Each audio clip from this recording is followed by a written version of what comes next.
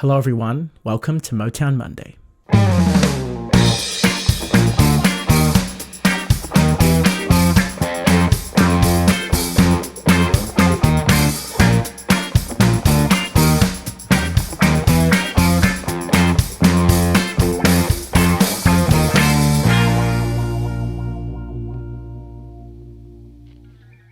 Welcome to Motown Monday, where each week I'll be breaking down the individual elements of a different Motown song.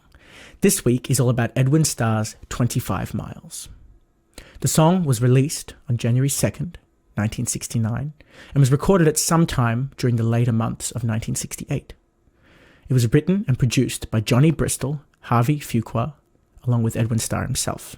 The song was Starr's first hit on the Motown label, reaching number 6 on both the Billboard Hot 100 and R&B charts, and number 36 on the UK singles chart. This success would later be overshadowed by the huge hit War, a song about Vietnam War protest, but that's a story for another video. 25 Miles had been a large part of Starr's success in the UK's Northern Soul movement, which was a music, fashion and dance movement tied to the African-American music of Motown, Stax Records, and companies of the like. Now, the song mimics a walking feel in its rhythm, but also some of the instrument parts actually directly evoke the sound of walking.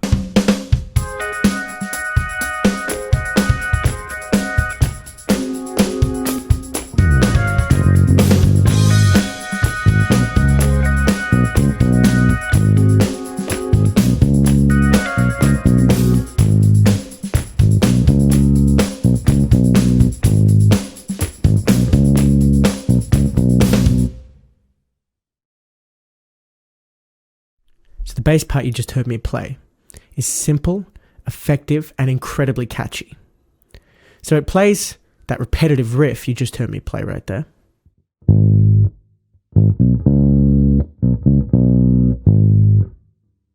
And that effectively outlines the 3 chords that are present in this song.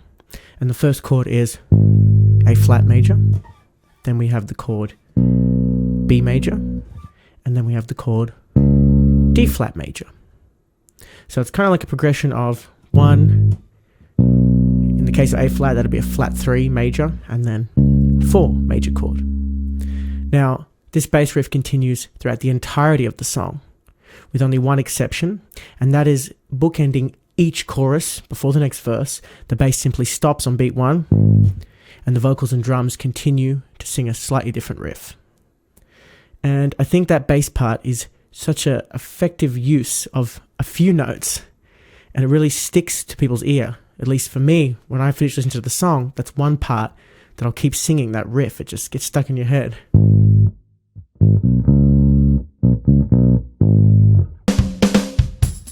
So we're now listening to the isolated drum track, which is a MIDI version of the original that I have programmed. Super strong hi-hats and tambourine, and the sound of walking.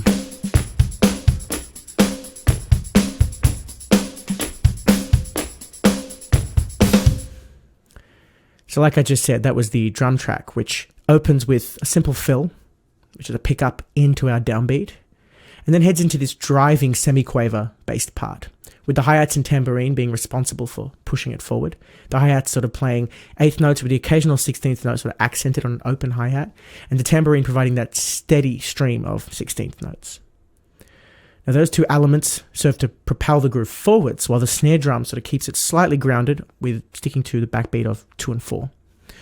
Now, along with the drums, in various sections, like I mentioned before, you can hear almost the sound of somebody walking or stomping. And that was originally recorded by Starr himself, a Motown vocal group, The Originals, and the studio janitor, all sort of walking on one wooden floorboard to mimic the sound of the walking.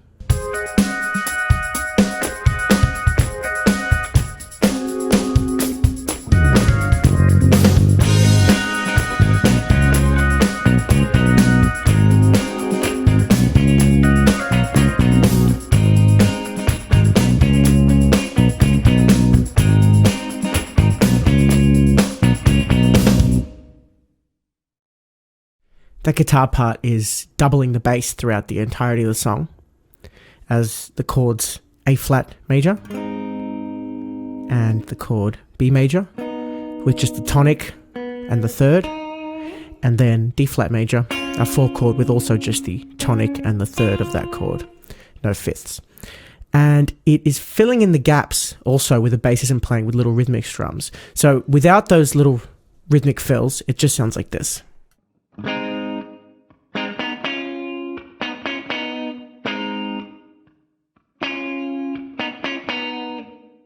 However, it fills in the gaps, like I said, where the bass isn't playing, and that sounds something like this.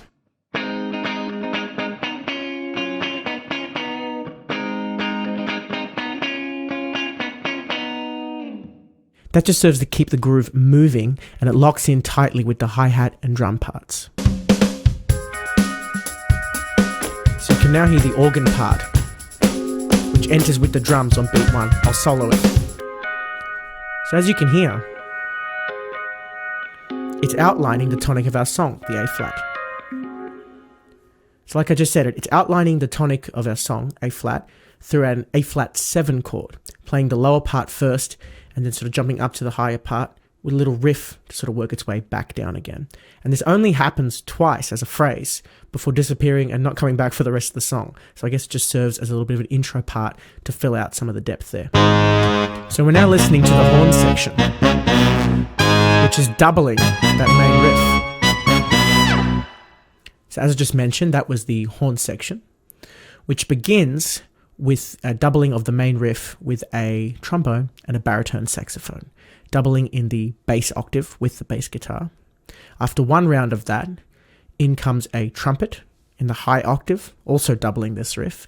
And from what I could hear, I believe it was a tenor saxophone sort of sitting in the middle of those 2 octaves, again, doubling the riff.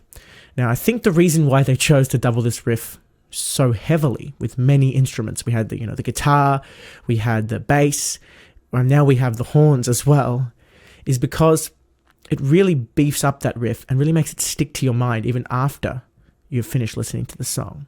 And that's what makes this song super catchy, is that consistent riff. Come on, feet, start moving, gotta get me there, yeah. Ooh. Ooh, yeah. Oh.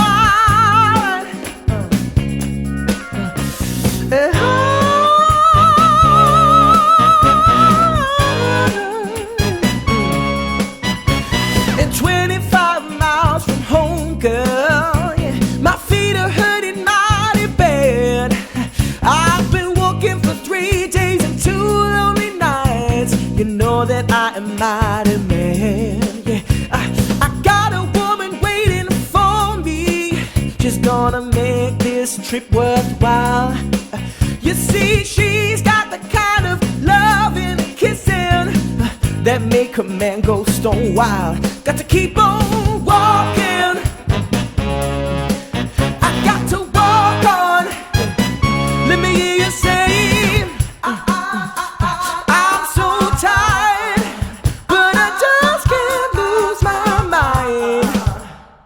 the lead vocal first enters with that semi-spoken phrase, "Come on feet, start moving, gotta get me there."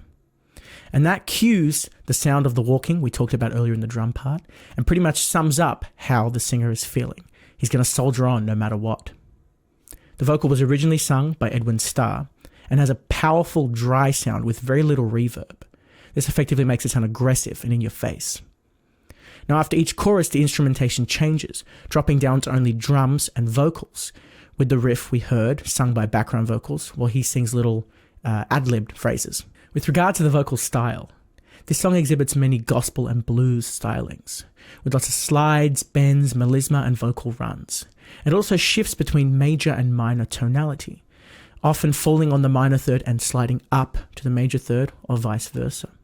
This creates a sort of ambiguity around the tonal center, with a particular friction between the major third of the A-flat chord, which is the note C, and the B, which is frequently sung and slid around.